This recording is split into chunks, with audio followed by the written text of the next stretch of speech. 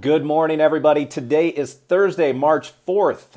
It's just past 10 a.m. We're going to go live here in Phoenix as usual. We're going to catch up on a few things going on over here. We're also going to add a couple new segments, hopefully some fun stuff to get you guys engaged and help you learn a few things along the way. So stay tuned.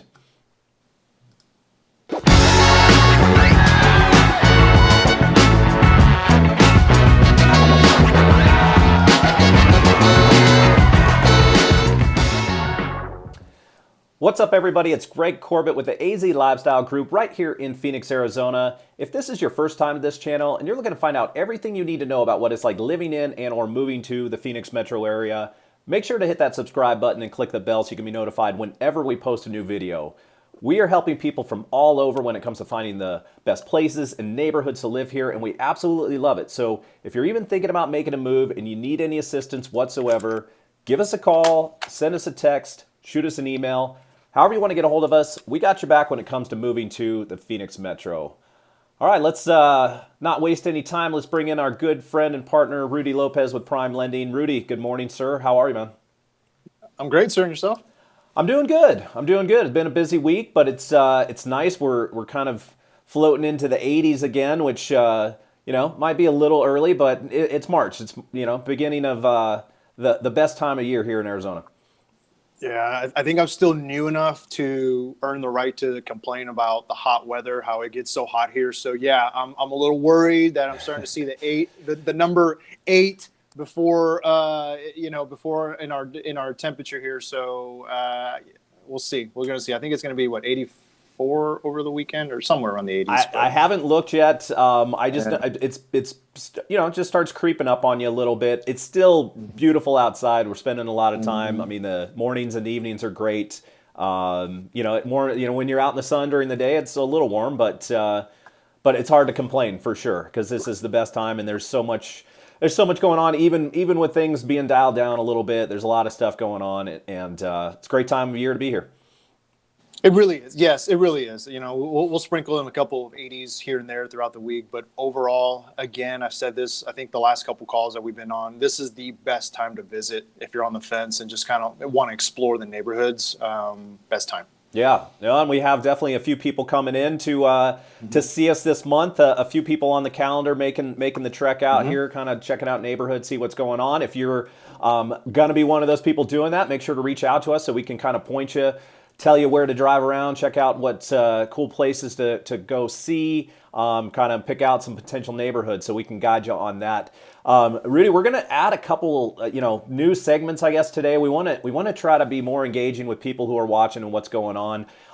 And so I kind of want to bring in, let's look at some comments from some of our videos that we're doing recently, highlight a few of those and just kind of talk about them. I think that would be good. And show some appreciation for people who are throwing some comments our way. Also, we want to, take a look at the Cromford report. And what that is, for those people that don't know, that is like a really hard data-driven analytical look at the Phoenix housing market, done by Michael Orr, who is at the W.P. Carey School of Real Estate and the director there. That guy is, from a realtor point of view, that's the guy to follow. This is the person who kind of gives us guidance as to how to lead you guys in the right direction when you're out here looking to buy or sell. So that data helps us to say, hey, look, is it the right time to buy? Is it the right time to sell? Is it the right time to do anything at all? So we kind of go off of that. So we're going to bring in some information on that we think will be helpful. It is a lot, so we're just kind of pick up and choose a few. But I know, Rudy, we've been looking at that the past couple weeks and want to kind of give people a sample of what that can show people. Yeah, if you want to geek out and just get as analytical as you want, the Cromford report, and these guys, just so you know, the Cromford report is in Arizona. I'm not sure if they have reports in other states. I know that for sure they focus in Arizona, Yep. but just so everyone watching knows, these guys are experts in the market, and they provide such valuable information that we could provide to you and make sure that you guys are well informed on the analytical piece when you're looking to buy here, because it's a lot of information, but it's very valuable information. It's much better than what you're going to find. I know a lot of people don't like the media, don't like social media. There's a lot of opinionated things out there that people see. And we have to respond to a lot of those opinions a lot of the time because, again, people have seen stuff that's happened in the past. They want to know that they're making the right decision. They want to know that they're going to be pointed in the right direction. This stuff is all data, math, everything that you could ever want to kind of show you. It's like if you're going to invest in a stock and you want to know exactly like, hey, is this on the right path or not? This is the stuff you want to know. You can get lost in it, so we're going to try to keep you out of the weeds. But I think it's good information to kind of tell you why we feel we're guiding people in the right direction.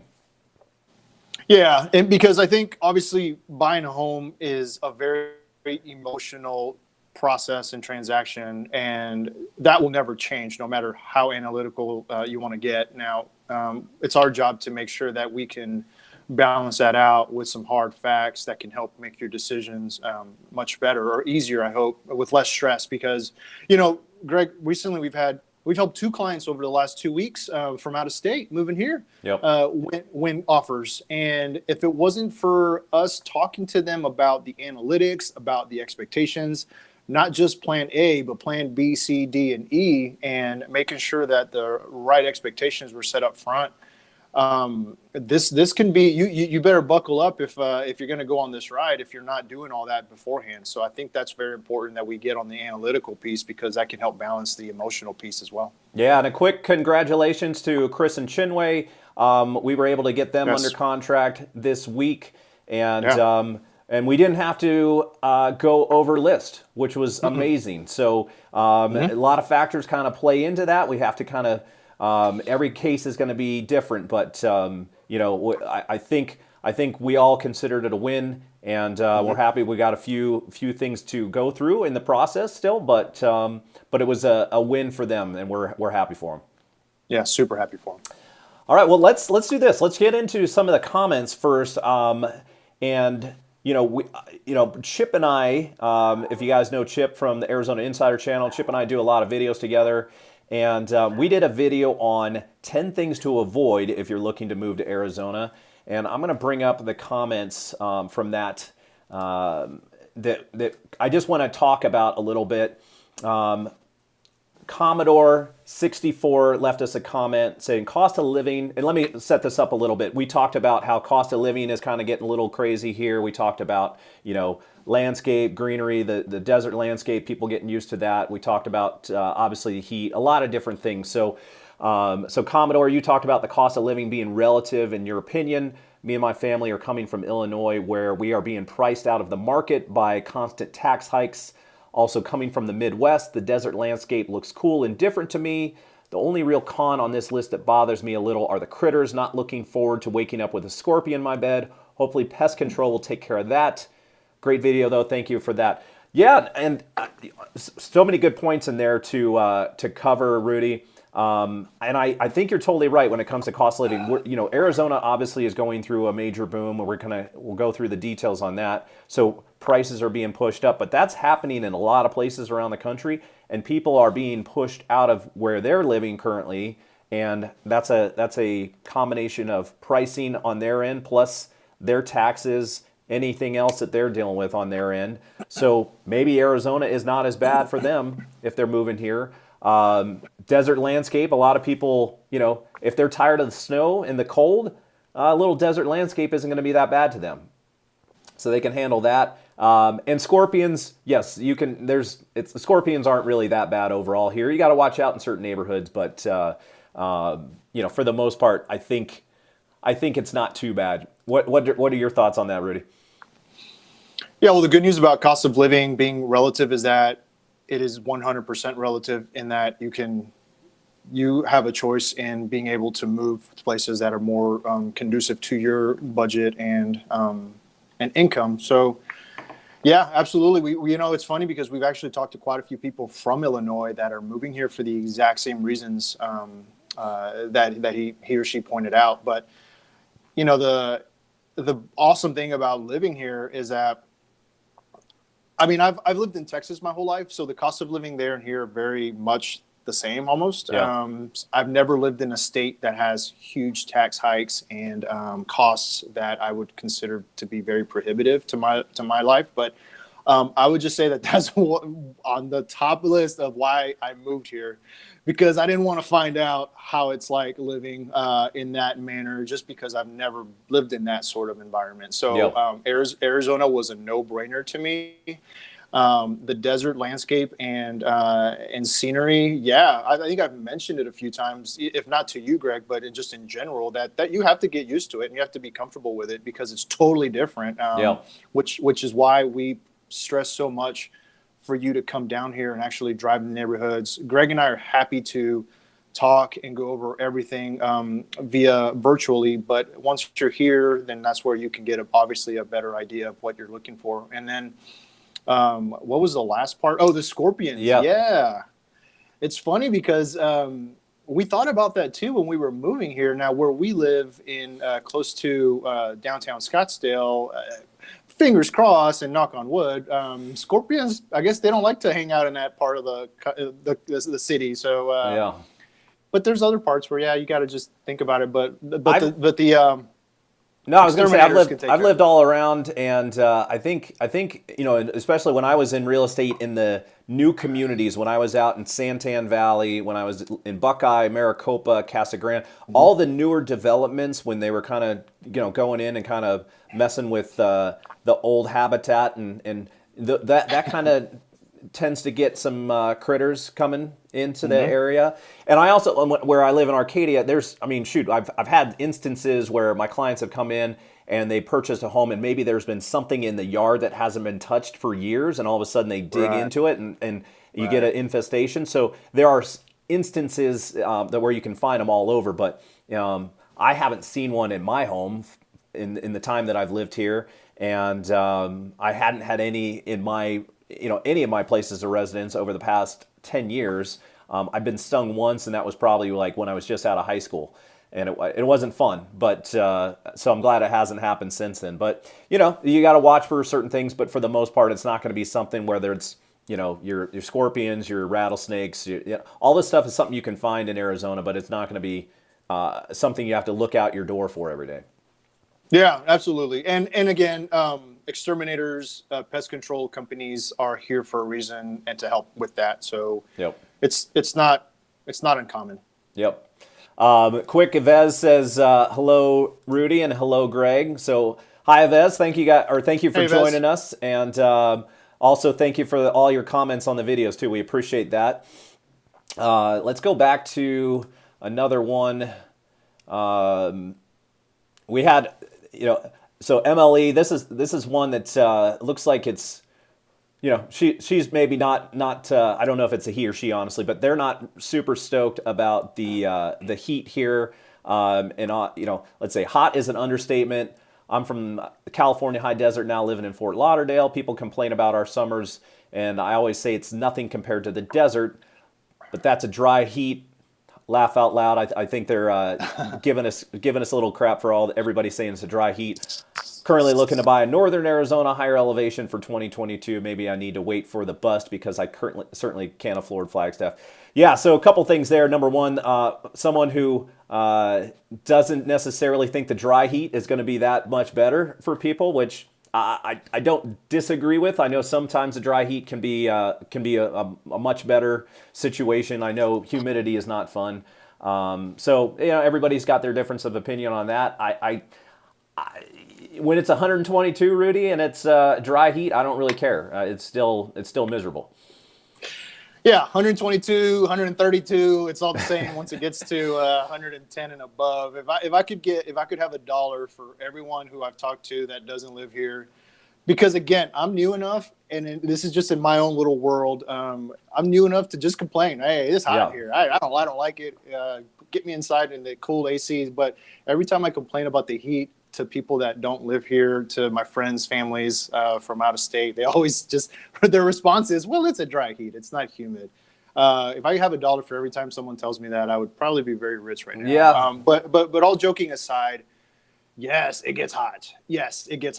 However, everyone we talk to that is on the opposite side of the spectrum, and they get just blasted with snow half of the year. They've told us, Greg, hey, I'd rather have 120 versus shoveling snow and walking around and driving in mud for 6 months. So I don't know. That's all relative too. Exactly. That's what I was going to say too. It goes back to kind of what the other commenter was talking about, cost of living. Like it's all relative to what you're used to. And I mean, for people like me who've lived out here for going on 30 years, it feels like. You start to complain a little bit, and when you go visit your family during the summers, and you're like, hey, we're in Minneapolis during the summer, or we're going to San Diego, or go back east, or wherever you want to go. You're like, this seems a lot better, but you don't go there during the winter, so yeah. Well, and then again, this comment, this viewer mentioned Flagstaff, and the good news is that you could drive up to Flagstaff and spend a week or a weekend there. There's other parts that we've mentioned: Munts Park, Pine, Payson, Pine Top. Where else? There's a couple places where you can just drive up. Sholo, yeah. Yep. Yeah. Yeah, every place in the White Mountains. Yeah, there's a lot of places to go. Now, they did make a comment regarding the pricing. It is extremely high right now. Supply is low. It's lower up there than probably is down here, and it's like at extreme low levels here. And so it's crazy. It's not easy to buy right now. But they were talking about waiting for the bus. A lot of people are talking about that. That's why we want to bring in the Cromford report later, because I don't see it on the horizon. But we'll go over that in a little bit. Let's go back to, because we had a couple comments. Our client Joan, and thank you, Joan, for the comment. If you're watching this, we appreciate you reaching out. Hopefully we get to see you in a few weeks as well when you make a trip. Joan talked about the recreational marijuana now being legal in Illinois as well, and she hasn't seen a significant use increase. And one of the upside potentials is employers who drug test no longer have to test for THC and marijuana, so maybe not a complete negative.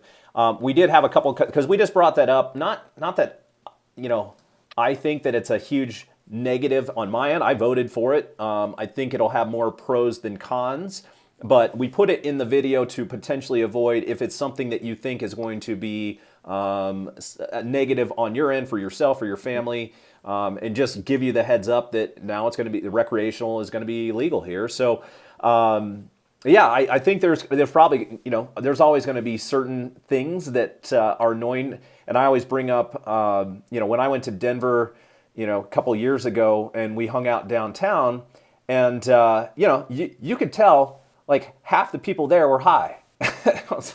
So, I mean, that wasn't all of Colorado. It was just like straight up, like in downtown, and people were hanging out. It was a beautiful day, and you're like, okay, well, I guess people are having fun here. Yeah, I didn't have to consider that when we lived in Texas. Moving here, obviously, I just don't know enough about living in a state where recreational marijuana is legal. I agree with you. When I've gone to Denver, I noticed similar items, but I guess time will tell, because I really don't know what it's like living in a state where it's legal. I've got coworkers just like you that have lived here for a very long time, and it's not a big deal. Like, voted for it, and it's just I don't see it a huge con, because it's going to drive revenues to the state, but. Time will tell. Luckily, it's something that I think can be hopefully managed, and I think it will be managed if there is any sort of downside potential to it. But we'll see. Time will tell. Yeah, and I'll just bring this, and this will be the last comment we look at. But Matthew Langley, and again, thank you, Matthew, for the comment as well. He commented on it also, basically saying, keep in mind, just because it's legal now doesn't mean there will be a massive use of increase. And that's very possible. Medical marijuana has been legal here, so a lot of people, anybody you talk to, from my end who's a user, I guess, it wasn't that hard for them to get medical, card or whatever you had to do if it was something that you wanted to use on a regular basis. So maybe the people who've been using before just keep using, and the people who don't use They don't care. I mean, I don't use, but I'm sure there's going to be one day where I'm like, hey, I want to pop into the store and see what's going on. And that's just how I roll. I don't care. Like, so I'm sure there's going to be a couple. I think from a parental perspective, I think if you have kids that have access to it, that's the biggest fear I think people would have is you don't want your kids messing with it too early. I'd probably say from that aspect that would be my biggest concern. But again, you're going to have that and everything just like you do with alcohol or any other potential substance that you don't want to get your kids' hands on. So who knows? Yeah, very good points. Very, very good points. It's up for debate on either side. Yeah. All right. Well, cool. Well, again, we want to highlight those. We want to, for those of you who are watching out there, we want to start highlighting some of these comments because we love when you engage with us, and we want to try to engage back however we can to try to comment on, give you kind of our take. I try to respond back to every single comment that people put out there. But context sometimes is missing, and so it's good for us to kind of talk through. So if we can respond to you guys in this manner, hopefully it'll be helpful. So, Rudy, next up, let's talk about what we were talking about before. That's the Cromford report, and I'll give you. Let's go. Let's see. I want to bring up the home page first. Kind of show people what we're looking at. I'll zoom back out here. So this is kind of what we go into, and so Rudy and I have access to this. There's so much information in here that it would take us years to cover. So we're going to try to give kind of a high-level overview of what we're looking at. This is the market index, and I'm going to jump over to this here, so we can break it down a little bit. So they look at supply, which is the number of homes supply. This green means there's a low supply because the market index means basically they're scoring how high of an index it is for sellers. So when you got a high in this high here, that's an extremely seller's market. So we've got a high demand, so demand in the green, and we've got an extremely low supply, which gives us this 504 market index here. So, and then this is interesting too. If you go back, they can kind of show what's going on. So since this is the index, so back in August of last year, it was like in the 300 range, and it is slowly creeping up, or not slowly, it's actually hugely creeping up since November.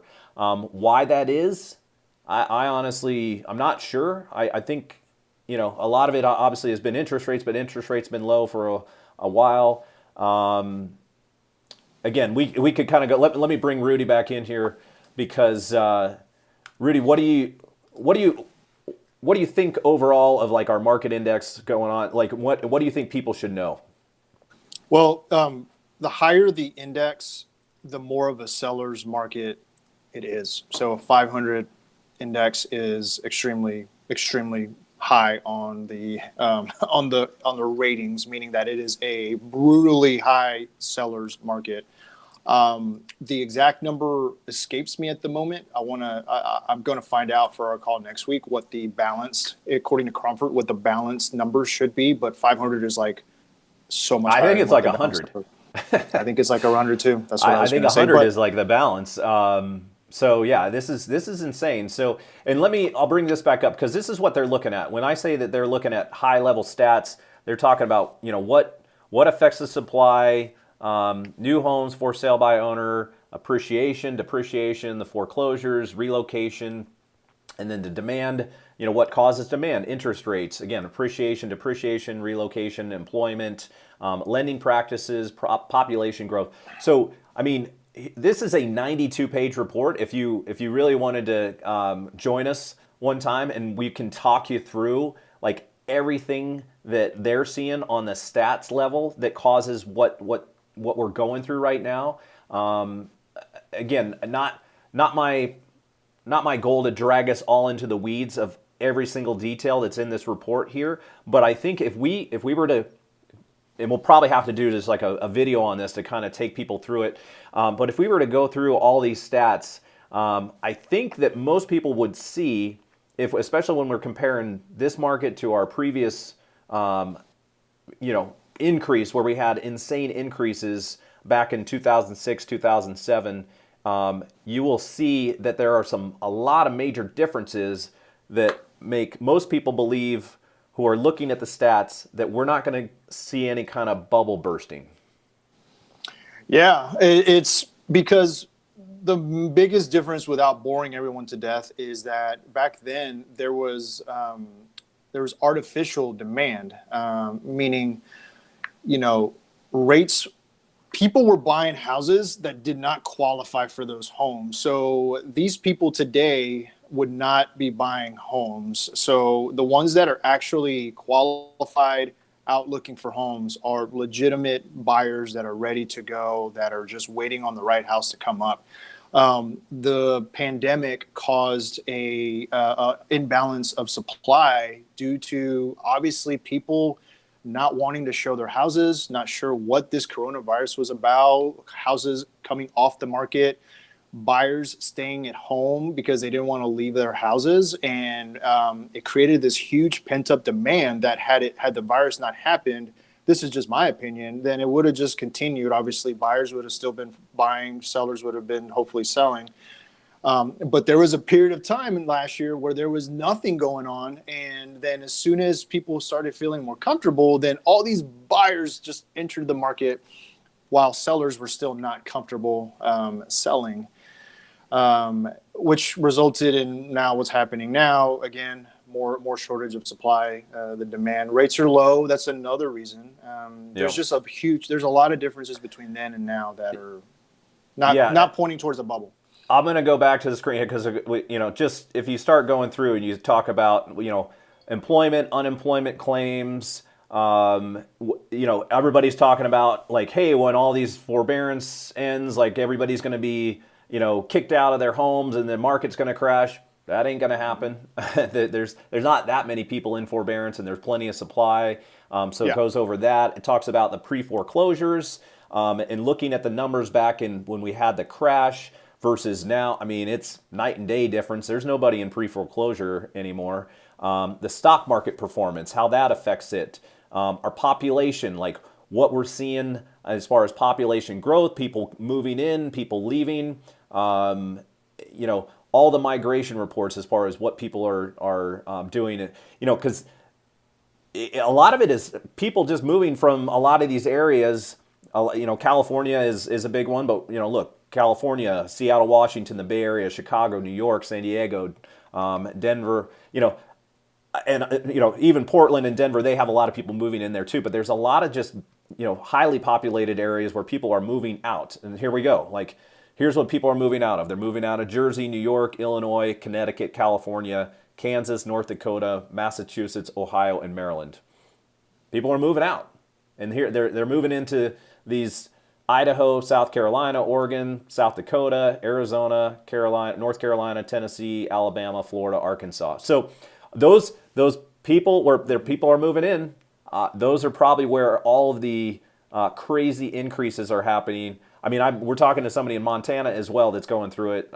So again, there's so much detail in these reports that can help guide you. And the reason we want to share this with you is because we're not seeing a reason for this to decline. And the only reason that house prices would come down is if we see a crazy interest rate growth. And we saw, like, you can talk about this a little bit, Rudy.